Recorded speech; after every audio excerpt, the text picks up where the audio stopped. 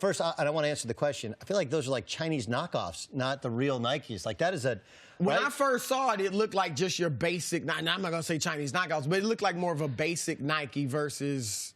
Obviously, they're not the LeBrons or the Kyrie. Do you think he plays in the same style every game? No, it's fat. Like I don't know if we want to get into a sneakerhead discussion, but one of the reasons that LeBron's shoes haven't sold as well as like the Jordans have, or maybe even the Kobe Bryants are the best. I just think they're the best. They look tremendous. They look great, but also he was the first to go to the low top because the high top thing protecting your ankle is a myth. I don't know if you actually think the high top isn't a myth, like it's going to save you from spraining your ankle. It's not. I only wear low top. Right. So Kobe destroyed the high top myth, but Kobe's shoes are cool. But LeBron's shoes are designed for LeBron James, who's 6'8", 260 pounds. Those are the shoes. And they do sell well compared. I mean, nobody does Jordan.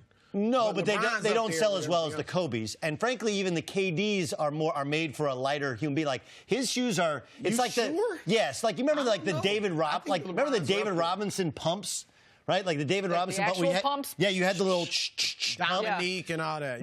Right? With like whereas the Reebok pump sold better because they were made for D. Brown as opposed to being made for these like big boots. But like David Robinson's 7'2", they had need to be made. So he needs to be wearing maybe a more appropriate shoe.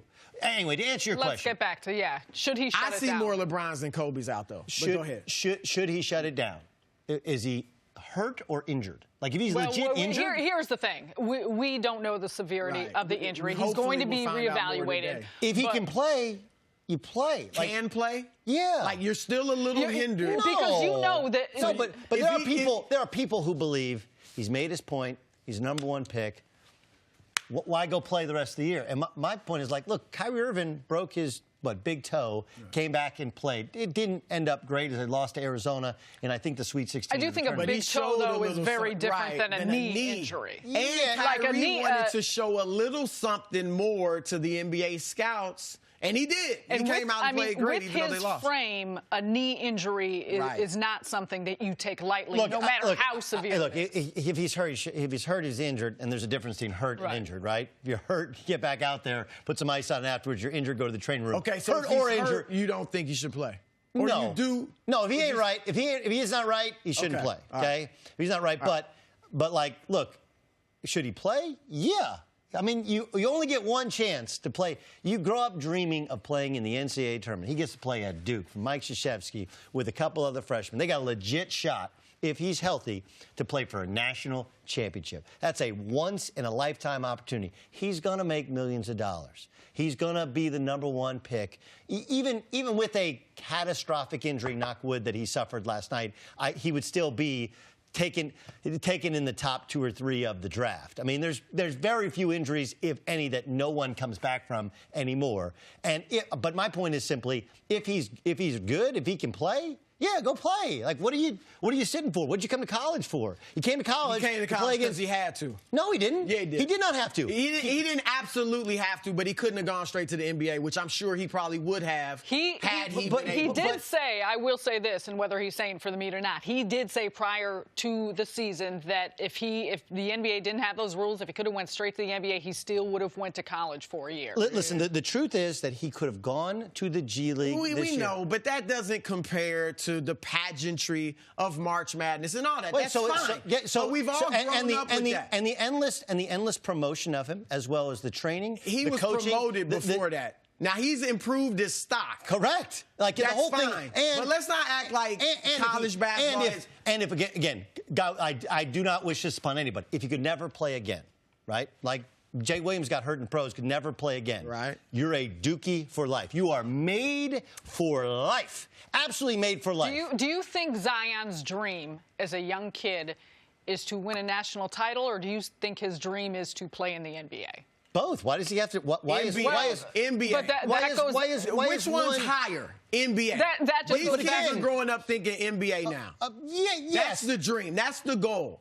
And my point is this. Yes, look, but if he didn't want to win the national championship, he would have gone to Clemson. His stepdad played at Clemson, right? You go to Duke because of the benefits of Duke, playing for arguably the greatest coach in the history of the sport, playing at arguably the greatest university that's ever produced great basketball teams in terms of the totality of the experience, and being a part of a team that has a chance to win a national championship. Maybe he also wanted to play with the 2 other freshmen. freshman? Because he wanted to have a chance to win a national championship. That's why. I'm not saying of course he wants to win a national championship. But way, way, way above that is playing in the NBA. He's going to play in the NBA. It's not even close. All right, he's going to play in the NBA. If this injury, to answer the question, we're going to find out more about the injury.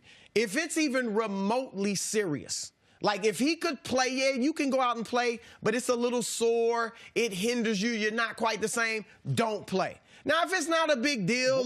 Why? Because I'm not risking it. I'm sorry, Doug. I'm not. This guy has hundreds of millions of dollars to make in the NBA. I'm not risking it for a college basketball game. I'm sorry. Well, first of all, that would turn me off to the kid, okay? Because you have to play through a little bit of. No, he could get injured. You can get injured working out. Guarantee you. You get injured working out. We know you could, but he got injured. I understand. He got injured. You can get injured walking across the street. He got injured. No, I know. But basketball players play basketball. Okay, basketball is not football. You're not putting yourself in harm's way of going and getting your head. You still can get hurt. I guarantee you said it would hurt the kid. I guarantee you if he sits, if he says tonight, you know what, my family and I have talked, I'm sitting out the rest of the season. I'm preparing for the NBA. That's my dream. You think he's not going number one? Oh, I think he is. I think it's not hurting the kid. I think we're at an embarrassing point in society where we're okay with guys solely being focused on how much money they can make, right? Instead of the experience you have dream too. It's not. Nobody's taking your dream away. Do you think if he gets hurt, it could take his dream away. It could. Nerlens Noel can't play in the NBA. How's Nerlens Noel doing? Again, but that's you because want Zion Williamson to be Nerlens Noel? That's because Nerlens Noel can't keep on weight and can't shoot a basketball and can't play. Do you think? Right? And Nerlens Noel I get it. We all grew up with this whole idea of college basketball, and it's been great. I used to like college basketball as a kid more than the NBA. And we are ruining it. But times are changing. No, it's always been the same. These kids are being used. All right? Zion Williamson, the president was at the game last night to see Zion, not to see Mike Krzyzewski. Yes, that's Zion blew out the Nikes, not Mike Krzyzewski, but who got the Nike deal? Mike Krzyzewski.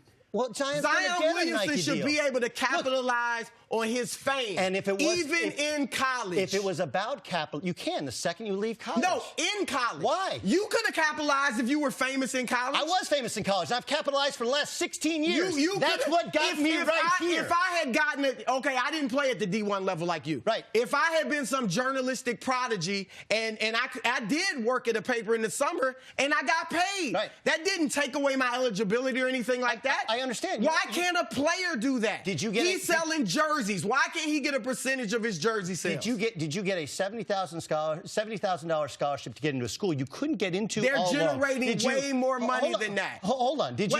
No, they're not. Why are they letting him in if you can't get in academically? Because it's a great opportunity for him. It's an evening of the playing field, which is uneven for somebody who doesn't come from a great academic background. For 1 year, it's going to even. Is he getting a great education at Duke for 1 year? That's up to him. That's an opportunity that's presented to him. I don't care if he's the most studious kid in the world. 1 year. He can come back whenever he wants. He can come back and take classes in the summer while he works out. He could do that without going to Duke. Yes, I understand he could do that, but he wouldn't have a Duke degree, okay? He wouldn't be part of the Duke family. He's not going to need, with all due respect to Duke, he's not going to need a Duke degree. Okay, but LeBron James is doing fine without a degree. I hope so. Yes, LeBron James is the ultimate exception, okay? This is a system that works great for 99.9% of the kids. He might be the one exception. You don't tear it up. You don't. That's all we're saying. You don't. They do. That's the all second they leave school. Look, colleges while you're in school because they're making money off them while they're in school. Colleges make money off of all of their students. They do. When you do research, when you get research grants for the professor, they're making money off of all of them. And then the second you leave, they ask you for money to donate for the next generation.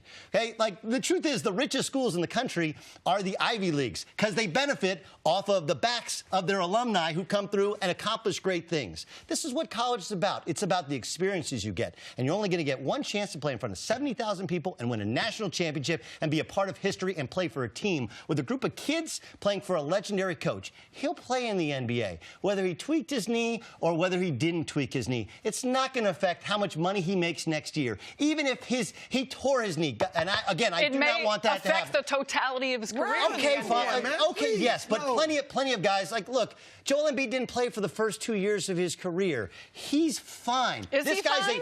We're sitting out this week. Would you bet on Joel Embiid's future of being a Hall of Fame big guy? I think I would. Right? We talk about his health.